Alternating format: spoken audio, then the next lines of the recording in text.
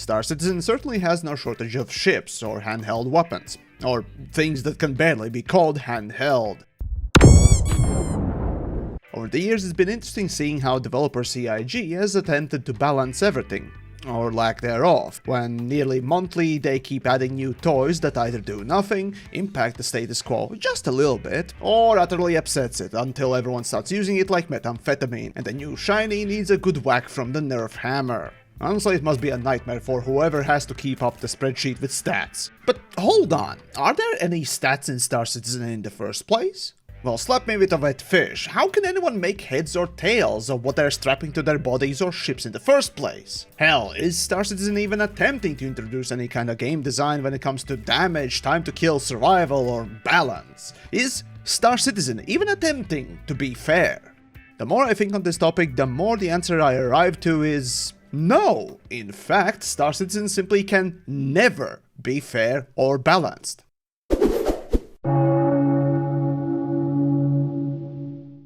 So then, the game balance. Why is it even important, or should a game even be fair in the first place?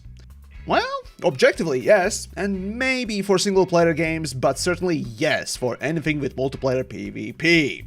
See, we as people, gamers especially, inherently strive for some kind of a sense of fairness. You know, you scratch my back, I scratch yours. You give candy to a friend, that friend gives you an apple. You buy a house in modern day, but the price for it is bank taking your firstborn as a collateral. You know, like alchemy, equal exchange.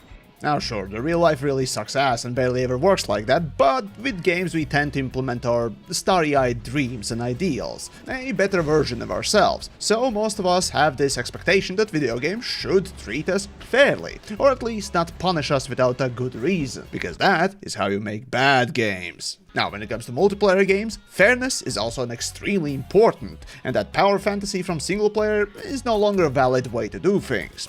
So then, returning to the topic, how does Star Citizen stack up in this?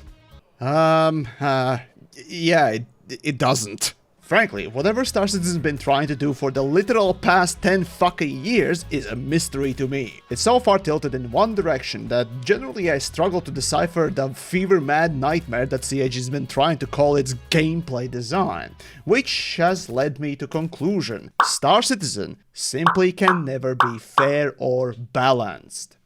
But before we jump into the bullshit that is Chris Roberts' best attempt at making a video game, let me be clear. I'm not referring to performance problems as a reason for the lack of said balance or fairness. Though, let's be frank here, desync issues for the ship combat or the stuttery mess that is the FPS is certainly not helping. But let's pretend, make-believe that Star Citizen had never had any of those issues, you know? Let's pretend that we're chugging the Kool-Aid instead of water for a second. Okay, good. Now, to first see the reasons why, let's quickly run over how Star Citizen is supposed to be structured and what design philosophy is it using in the first place. Now, if you've not been around Star Citizen constantly, the term death of a spaceman, soft and hard ship death, or hell, even such a thing as insurance might raise bewildered confusion and utter contempt. So, how about I break them down for you? Now, one day when Star Citizen is finished and everything is implemented according to the current plan, if someone pops a cap in your ass and you keel over like a little bitch, well, you're dead. I know, it's an innovative concept, isn't it? Your body drops with all the loot you had on you. Afterwards, you respawn in a hospital, and the only thing that you didn't lose are the credits.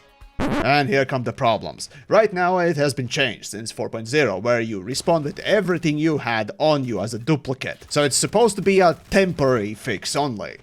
Now, whether or not you go back and pick up the lost loot is really up to you, or whether or not somebody has come along and looted it first. So death in Star Citizen is supposed to be a pretty punishing thing, all or nothing type of a deal. The concept is akin to extraction shooters like, say, Escape from Tarkov, which is another high-poly mega project in a sort of a similar vein, that's also not finished. Now, if you're really interested, you can read Chris's own manifesto on this whole thing, though it is kinda old, as he mentions such things as lives, but basically this is the general gist of the structure. Now, similar stuff goes with ships, but even more confusing and barely explained. Basically, soft ship death is when functionally ship is dead, like for example when you spilled the coffee in a circuit breaker or stuck your dick in a ventilator. Fixing the ship should be possible, or at least one day should be possible. With the SRV, we'll now be able to grab it with a tractor beam and pull it back to a repair station and get it repaired instead of waiting for the insurance payout. Well, The repair isn't in yet, so you will be able to move it, and but repairing, I think, doesn't, like, we didn't prepare it for that yet. So there is no drop-off points yet with the SRV, but for the future, that will be the case, that you have like the dedicated drop-off points where you can then fix the ships that you cannot repair on site anymore, especially the bigger ships with like. Well, the hard ship death is when you spill your coffee right into the thermonuclear reactor. And here comes the confusing part. What if the ship gets stolen, exploded, or yeeted, deleted? What do you do then? Here comes the insurance. Now, if your ship is insured, like those pledge pages still mention, you get your ship back, or was it that you get your ship at no cost, or was it get money back? Oh wait, no. You get the ship recovered after a certain time. Wait, what? We'll have two main taxes: inheritance tax as part of Death of a Spaceman, and security tax for your base that will cover the cost of planetary shield tech. Insurance, on the other hand, will be split between medical insurance, which covers your hospital imprints, and probably the most important one of all, ship insurance. Now, as we have Death of a Spaceman, we also need Death of a Spaceship. Losing your ship should be significant, and this is where ship insurance and our new warranty mechanic comes in. First up, we'll have 3 tiers of insurance. Now, insurance by itself will only pay out credits based on the wear and age of your ship. Insurance with a warranty, though, will give you back a new ship, plus any other equipment or decorations based on the tier of insurance you had. Okay, so this is the bit you need to listen to. All ships bought on the pledge store will come with a permanent warranty and their appropriate insurance. This means you will always get your ships back if they're attributed to your account. Other ships, on the other hand, will require a transferable warranty, and these are rare. Now, what about claim timers? It's another fun topic. And getting your ship back without a claim. Well, we want claim timers to be proportional to the crafting timers. This means it's more beneficial for you to go back and get your original ship. For this, we're going to be introducing a shuttle ship, just like a courtesy car.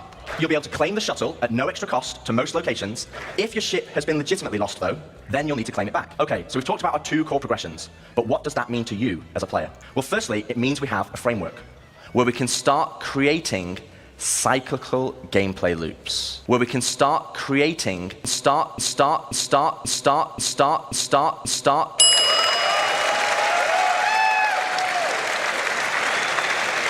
What? I'm still fucking confused. And so are you. Now, beyond speculation and assumption, the whole ship insurance and the real-world limited time period insurance is so unexplained that even to this day, CIG and Roberts doesn't seem to know what the fuck this mechanism even is supposed to do or accomplish. Now, ideally, I could say that not insured ships could be lost like any other item forever, while insured ships would be given back to you either as a money thing or after a little bit of time. But even that much is an assumption and wild speculation. Hell, even their own official fuck you is extremely vague on this concept. So let's just agree to never mention it like Voldemort, lest we be driven mad. And supposedly the same stuff should be working for your FPS gear as well, but... Now, the point being, insurance is bullshit concept and let's just ignore it for the time being. But the general gist is essentially that your character dies, too bad for you, you lose everything that you had on you. Your ship dies, well, maybe you can repair it at some point if it hasn't exploded, but similarly, it's a very steep all or nothing kind of a loss. And if you need an example, then it's basically the opposite of Dark Souls. If you die, you lose every item on you, but you keep the money. And if you can go recover the stuff. Okay, so now we know the penalty of fucking up, but how hard is it to actually do that? Well, Star Citizen intends the time to kill, or at least on the foot, to be rather quick. No regenerating health, bleeding, and maybe one day limb-based afflictions as well. But generally it takes about this fast to kill an armored dude.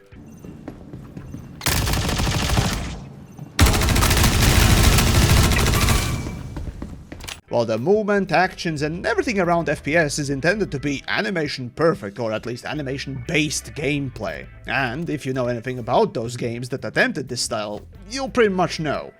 We're working to support a feel of authenticity through world traversals, running, jumping, and climbing, interactions with objects and the environment,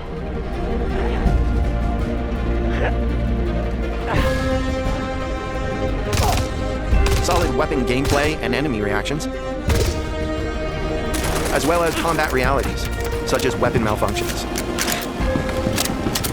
While animation-based design pretty much always turns into extremely jello-y, unresponsive, or slow-feeling, frankly speaking, mess. And boy, is Star Citizen's first-person shooter feeling the jelly. As for ship combat, here the time to kill is a lot more drawn out. Well, sure, yeah, you can still kill certain ships quickly or hell, even instantly. The standard dogfight, even with precise shooting, may take a hot minute or 10.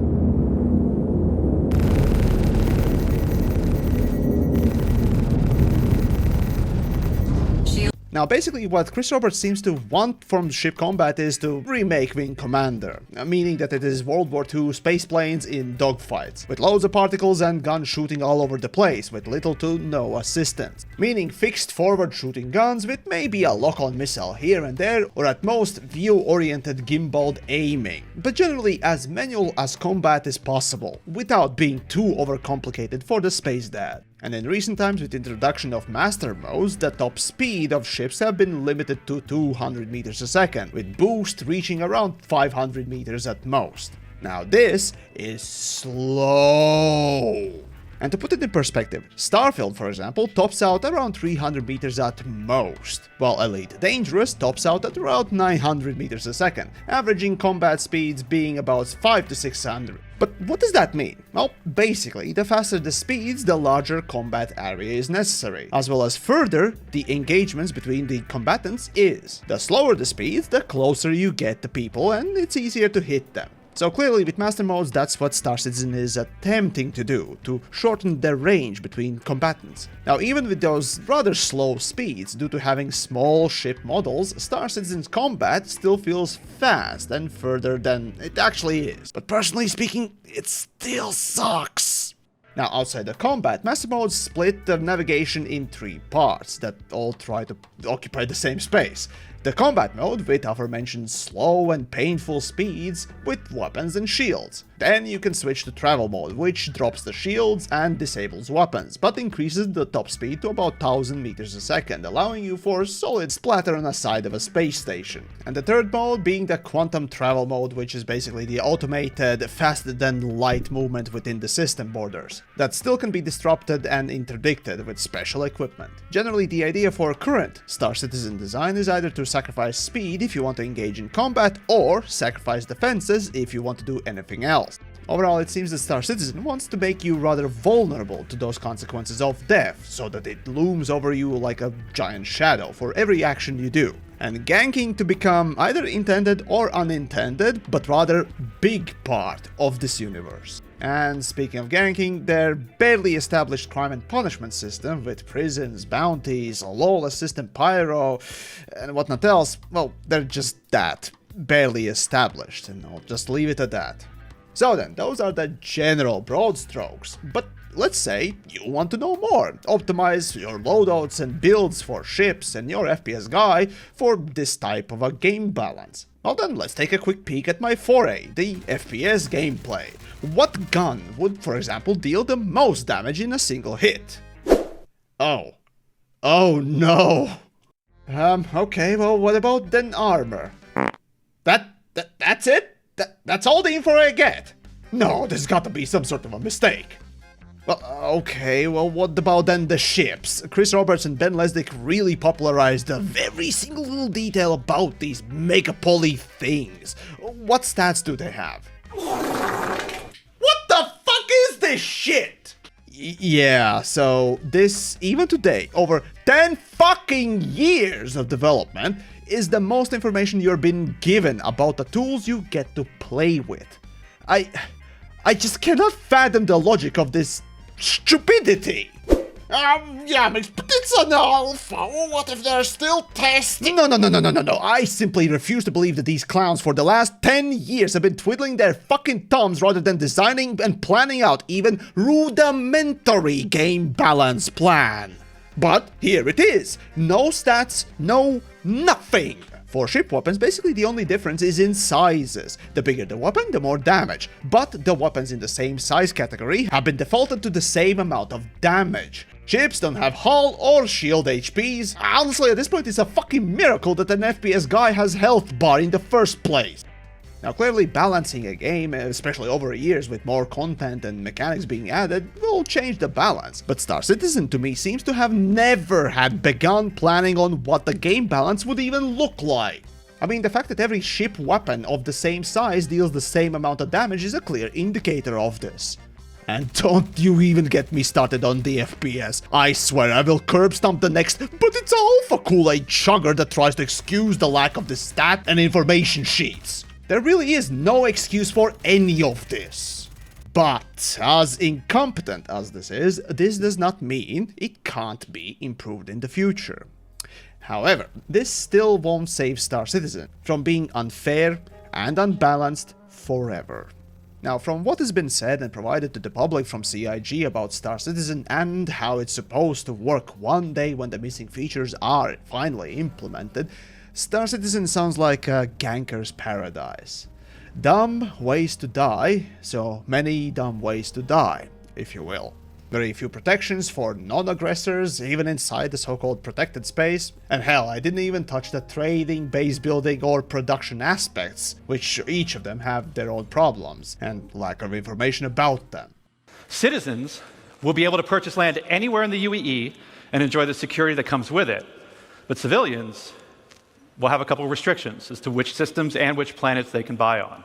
Now, the thing that frustrated me for years has been this glib attitude towards numbers in Star Citizen. How much damage my bullet from my handgun does, how much shield strength does my ship have, what weapons my ships have, and what damage they do. These simple and basic questions are still unanswered for whatever reason, and it continues to give off the impression that the developers don't even have a basic, fundamental level of game balance in mind, let alone in writing or planned out. But when it comes to pumping out the ideas and features, they're quick to parade them around and promise the world.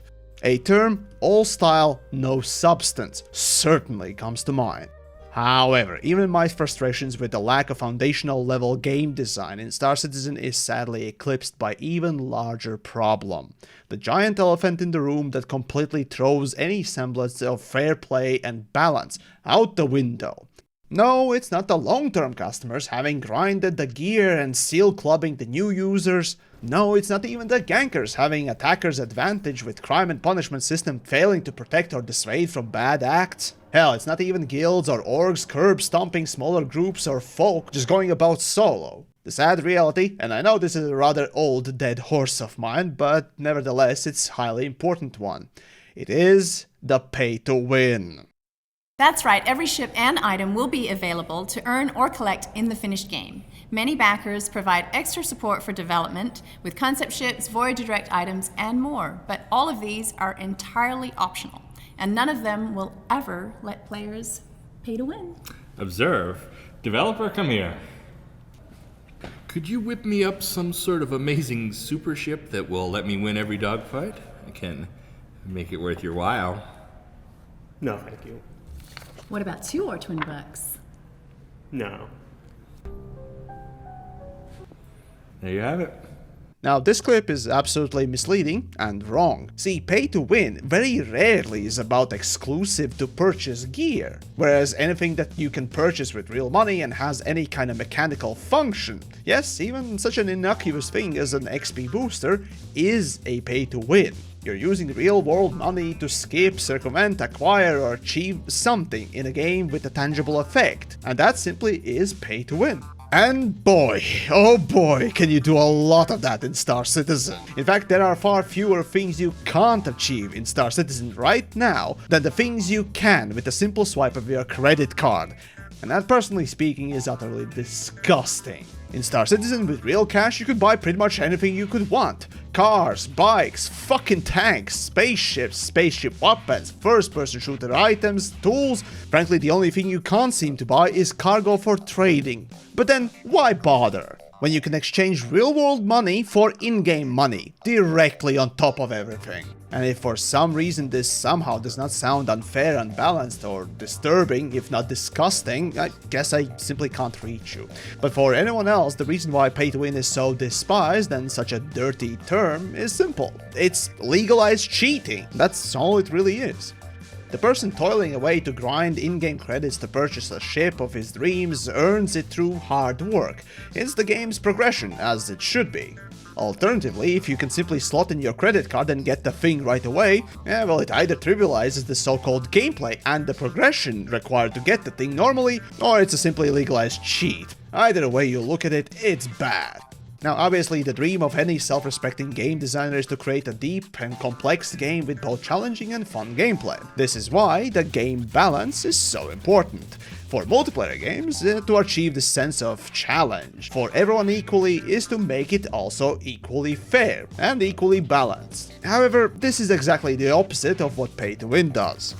As for Star Citizen as a whole, I don't think you need me to explain how buying biggest, bestest ships in their class is bad, and how it tilts the Star Citizen balance forever. And sadly, because of this, it becomes unbalanceable. Because here's the thing, you can either try to balance the Star Citizen progression, economy, or combat, ignoring that somebody could simply buy the tools right away, in which case you are either genuinely legitimizing cheating, or ignoring whatever economy or progression you are making. Or you do the opposite and balance Star Citizen and account for pay to win being a part of the system, in which case you penalize the non-paying customers. And most often that happens with excessive and pointless grind, so that either they cave in and spend money to skip the grind, or sit there like fucking idiots and toil away, making the default gameplay extremely unfun and, well, frankly speaking, boring, if not downright insulting.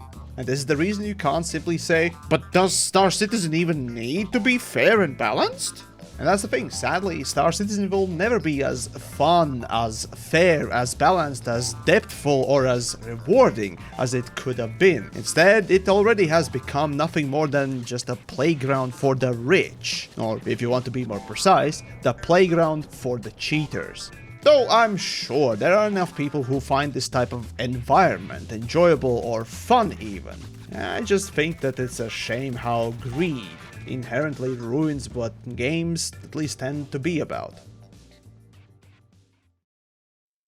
And so, as usual, I thank the supporters on Patreon. Go check it out as well if you want to support my rants or endless dead horse beatings of bad game practices. Or maybe just simply let me know what I got wrong. Do tell me. Can Star Citizen still be fair and balanced even with pay to win? Or is it a lost cause?